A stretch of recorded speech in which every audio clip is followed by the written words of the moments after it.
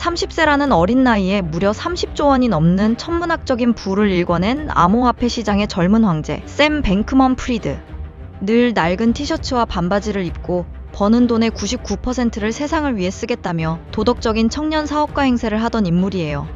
하지만 세계 최대의 코인 거래소를 운영하며 세상을 다 가진 듯했던 이 청년은 불과 며칠 만에 수십조 원의 자산을 완전히 날려버리고 역사상 가장 거대한 금융 비극의 주인공이 되고 맙니다.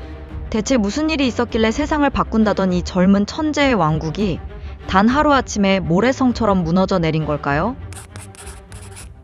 이야기는 그의 남다른 배경에서부터 출발합니다. 샘 뱅크먼 프리드는 미국 스탠퍼드 대학교 로스쿨 교수인 부모 밑에서 자랐어요. 타고난 머리가 워낙 비상했던 그는 명문 MIT에서 물리학과 수학을 전공했죠. 대학을 졸업하자마자 월스트리트의 유명 투자회사인 제인 스트리트에 입사해 복잡한 수학 모델을 활용한 초고속 단타 매매로 남다른 수완을 발휘했습니다.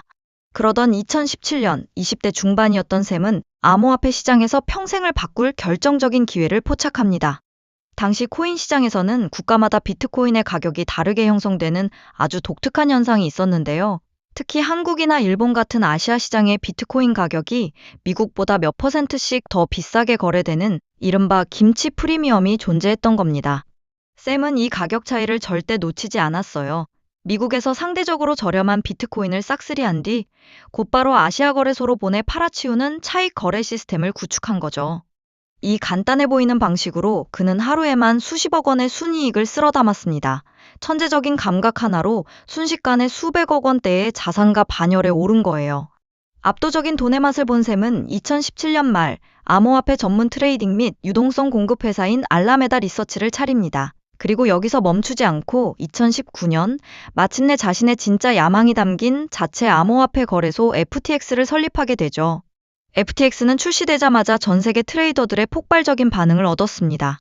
기존 거래소들의 허술한 시스템과 달리 복잡한 금융 파생 상품을 마음껏 거래할 수 있었고 서버 속도도 비교할 수 없을 만큼 빠르고 안정적이었거든요. 설립된 지 불과 2에서 3년 만에 FTX는 바이낸스의 뒤를 바짝 추격하며 세계 2에서 3위를 다투는 초대형 거대 거래소로 폭풍 성장하게 됩니다. FTX의 상상을 초월하는 성공과 함께 샘 뱅크먼 프리드의 위상은 하늘 높은 줄 모르고 치솟기 시작했습니다. 월스트리트와 서구 주요 언론들은 그를 암호화폐계의 워런 버핏 혹은 현대판 JP 모건이라 부르며 찬사를 아끼지 않았죠. 30살도 안 된 청년이 공식 집계로만 260억 달러, 우리 돈으로 약 35조 원에 달하는 개인 자산을 보유하게 된 거예요. 하지만 전 세계 수백만 명의 투자자들이 그에게 열광한 진짜 이유는 따로 있었습니다. 그는 수십조 원을 주무르는 세계적인 억만장자였음에도 공식 석상에 항상 짝퉁 삼선 슬리퍼와 다해진 반바지, 헝클어진 머리를 한 채 나타났어요. 그러면서 돈을 버는 이유는 오직 세상을 더 나은 곳으로 만들기 위해서다라는 효과적 리타주의를 부르짖었죠. 자신이 번 돈의 99%를 기부하겠다고 선언하며 유력 정치인들에게 막대한 정치 후원금을 뿌렸고 워싱턴 정가에서도 입법에 관여하는 핵심 인물로 대우받았습니다. 스포츠 마케팅의 규모도 압도적이었습니다. 미국 프로농구 NBA 마이애미 히트의 홈구장 이름을 FTX 아레나로 바꿔버렸고 미국 최대 축제인 슈퍼볼 광고에 수백억 원을 집행했으며 메이저리그 심판들의 유니폼 가슴 한복판에 FTX 로고를 박아 넣었습니다. 게다가 2022년 초 암호화폐 시장 전체가 폭락하며 수많은 코인 기업들이 파산 위기에 처했을 때 샘은 마치 백마탄 기사처럼 등장했습니다. 무너져가는 경쟁사들에게 선뜻 수천억 원의 구제금융을 지원하면서 코인 생태계의 붕괴를 내가 직접 막겠다고 호언장담했죠. 이 모습을 본 전 세계 투자자들은 그를 코인 시장의 마지막 수호신이자 가장 도덕적인 리더로 믿어 의심치 않았습니다. 하지만 이 완벽해 보이는 거대한 제국의 밑바닥에는 누구도 상상하지 못한 흉측한 범죄와 폭탄이 차곡차곡 쌓여가고 있었습니다. 이제 세상을 완벽하게 속였던 그의 진짜 얼굴과 퍼즐의 조각들이 하나씩 드러나기 시작합니다. 사실 세상이 그를 암호화폐의 구원자라고 칭송하고 있을 때 그의 왕국은 이미 완전히 썩어 문드러져 있었죠. 모든 비극의 시작은 샘이 처음 설립했던 투자회사 알라메다 리서치였어요.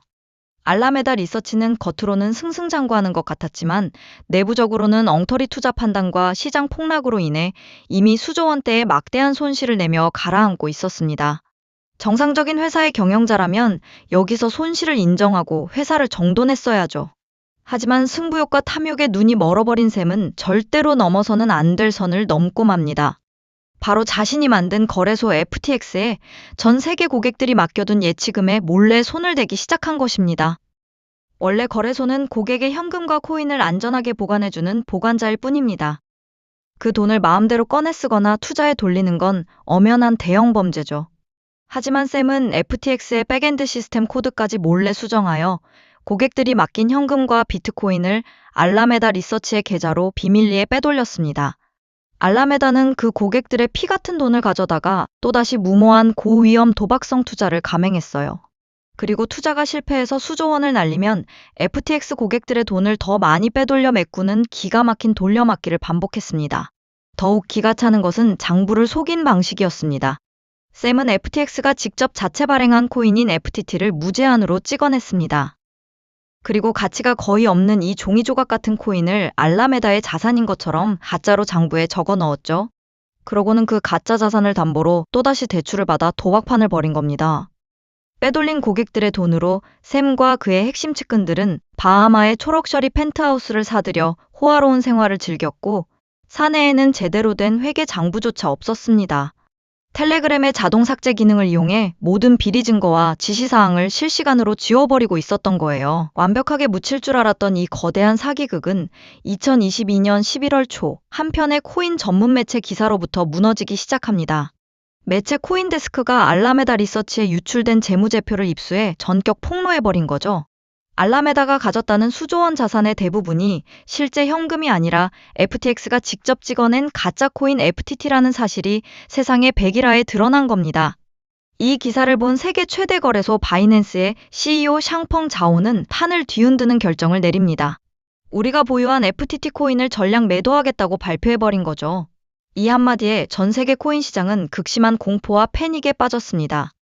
불안해진 FTX 이용자들이 내 돈 당장 돌려달라며 한꺼번에 출금을 요청하는 역사상 최악의 뱅크런 사태가 터져버린 거예요.